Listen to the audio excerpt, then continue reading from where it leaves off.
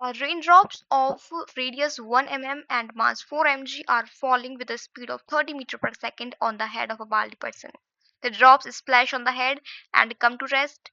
Assuming equivalently that the drops cover a distance equal to the radii on the head, estimate the force exerted by each drop on the head.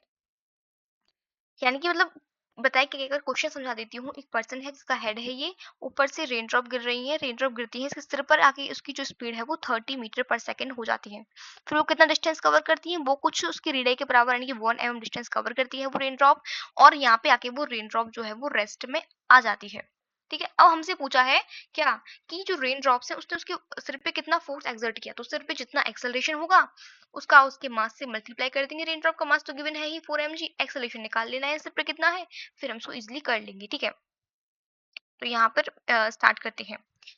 तो देखो initially जो है इसकी speed जो है जैसे इससे टकराएगी उसकी स्पीड जो है वो 30 मीटर पर सेकंड है, बट वो कुछ कितना डिस्टेंस चलती है, तो डिस्टेंस चलती है वो जितना कि उसकी रेडियाई है, इक्वल टू द रेडियाई, वो इतना डिस्टेंस कवर कर रही है, यानी कि उसकी रेडियाई है 1 mm, तो वो 1 mm डिस्टेंस कवर कर रही है। 1 mm का मतलब होता है 10⁻³ मीटर, और उसके बाद वो आफ्टर रेस्ट में आ जाती है।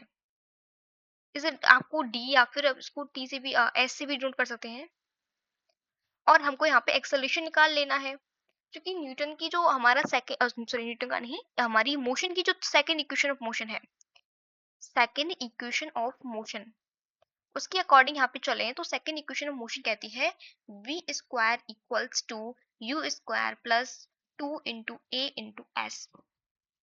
तो वैल्यू पुट कर देते हैं, फाइनली रेस्ट पे आ गई। इनिशियली स्पीड उसकी 30 मीटर पर सेकंड स्क्वायर थी, इसका स्क्वायर कर देंगे, प्लस में 2 × एक्सेलरेशन हमको पता नहीं है वही तो फाइंड करना है, डिस्टेंस चलती है वो अपनी रेडियस के बराबर दैट इज 10⁻³ मीटर, क्योंकि सारी चीजें हमको ऐसा यूनिट में ही लेनी है।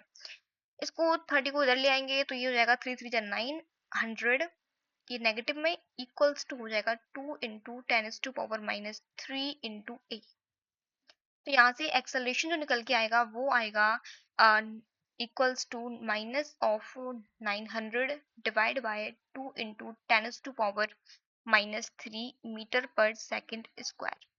तो एक्सेलरेशन यहाँ से आ जाएगा -4.5 × 10⁻5 मीटर अपॉन सेकंड स्क्वायर। ये कैसे आया देखो, इसको भी बता देती हूँ, एक बार ढंग से समझ नहीं आया होगा। मैंने क्या किया है यहाँ पे देखो, इससे बता देती हूँ, जो हमारा 900 क्या हुआ ये, हाँ हाँ 900 डिवाइड बाय 2 × 10⁻³ था, तो -3 को ऊपर लेके तो ये कितना हो जाएगा, 9 के पीछे 1 2 3 4 5 जीरो लग गई, तो इन 5 जीरो को तो मैंने 10⁻⁴ लिख दिया। अब आया 9/2, इसको मैंने 4.5 लिख दिया। ठीक है, इतना समझ में आ गया। अब फोर्स निकालनी है तो ये तो सबको पता ही होता है, जो हमारा फोर्स होता है वो होता है मास इंटू एक्सलरेशन। फोर्स निकाल लेंगे, मास क्वेश्चन में गिवन है, कितना दे रखा है क्वेश्चन में, देखती हूँ एक बार। क्वेश्चन में दे रखा है मास है 4 mg, तो यहाँ से मैं मास की वैल्यू पुट कर दूंगी 4 mg। तो 4 mg को पुट कैसे करना है, एक बार यही ध्यान रखना, 4 मिलीग्राम। तो देखो मैं साइड में लिख देती हूँ, मिली का मतलब होता है 10⁻⁻3, तो एक ग्राम में 10⁻³ मिलीग्राम होते हैं, तो मिलीग्राम होते हैं। तो एक एक जो मिलीग्राम होगा ना, सॉरी पता नहीं, एक ग्राम में 10⁻³ मिलीग्राम होते हैं। तो यहाँ पे जो इसका जो फोर्स है वो आ जाएगी 4 × 10⁻³ ये उसका कितना है, मास है उसका कितना ग्राम में, लेकिन हमको ऐसा यूनिट में काम करना है तो ग्राम को भी किलोग्राम में बदलेंगे, तो 10⁻³ का और मल्टीप्लाई करेंगे, इनटू एक्सेलरेशन वो है 4.5, इनटू एक्सेलरेशन का सिर्फ मैग्नीट्यूड पुट करेंगे ना कि साइन 10⁻⁵।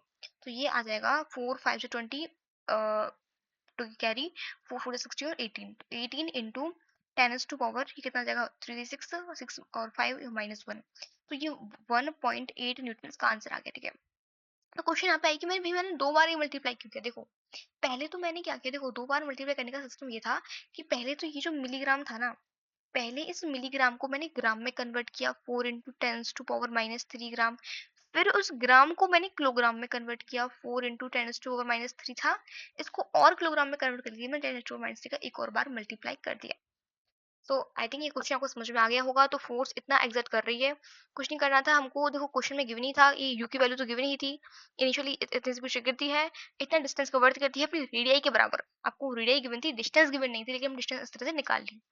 फाइनली वो रेस्ट पे आती है, तो ऐसे एक्सेलरेशन निकाल लिया, फिर एक्सेलरेशन का उसके मास से मल्टीप्लाई करके हमने फोर्स निकाल ली।